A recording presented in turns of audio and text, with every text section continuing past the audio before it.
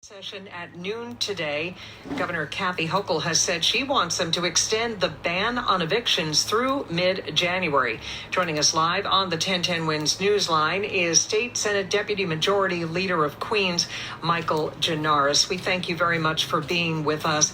Can you tell us, do you expect the legislature to indeed extend the ban on evictions? Yeah, certainly. We're going in this afternoon to do just that.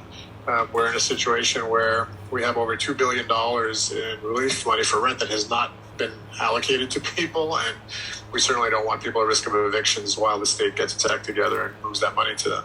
Right. So in other words, they need the time to still apply for that. How is that going, and why haven't enough people applied for that rental help? I don't think the problem is people applying. The problem is the state administering the money and processing the applications, and also educating tenants that they have this option available to them. Part of the problem was the last several months, the state was paralyzed by the Cuomo administration scandals, and there was a lot of programs that did not go fulfilled and administered the way they were supposed to. Now that Governor Hochul is there, she is committed to moving this money quickly. Hopefully that gets done. Do you have a number on how many New York City residents were facing eviction if the moratorium had been lifted? Well, it's easily in the tens of thousands. There's estimates that as many as 800,000 people are behind on rent. Many of them would have been facing eviction. So this is a necessary step. It's going to be for a little over 4 months. So we will buy time for the state agencies to move that money to people who need it. And hopefully when we return to session in January, this will all be in a better place. Okay, but again, as we said at the start, the eviction moratorium would be extended through the middle of January.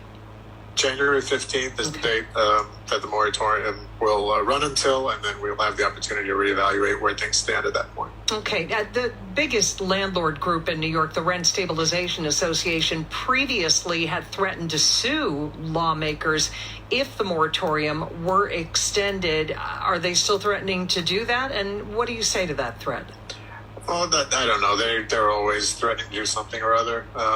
The moratorium we're about to pass is carefully drafted to comply with recent Supreme Court rulings that required landlords to have the opportunity to contest a hardship declaration that a tenant might make. So we are in full compliance with all the guidance from the courts, so they could sue if they want to. That's their right, but I don't think they'd be successful. Okay, so some protections for them too. They have said that they're trying to deal with paying mortgages and property taxes and repairs and other bills. What do you say to that? Well, that's a very legitimate concern. We know there are small property owners, particularly, who are also financially stressed because of the pandemic. What we are trying to do is deal with the problem from the bottom up. Let's help the people who most need help. Those are the tenants, the people who would otherwise be homeless, people who are housing stressed. Let's make sure they get to stay in their homes. Then let's see if we can help the landlords. That's why that rent relief program is so important. If that money goes out the door, it's going to end up in the pockets of the landlords. Those are the people to whom rent is paid. And then that would give them the opportunity to pay their bills. And we'll keep pushing the burden of this up the food chain to those that can most afford it. All right. Well, a big day in Albany today, and we thank you for taking the time to speak with us about it. State Senate Deputy Majority Leader Michael Gianaris of Queens, thanks again. Thanks for having me.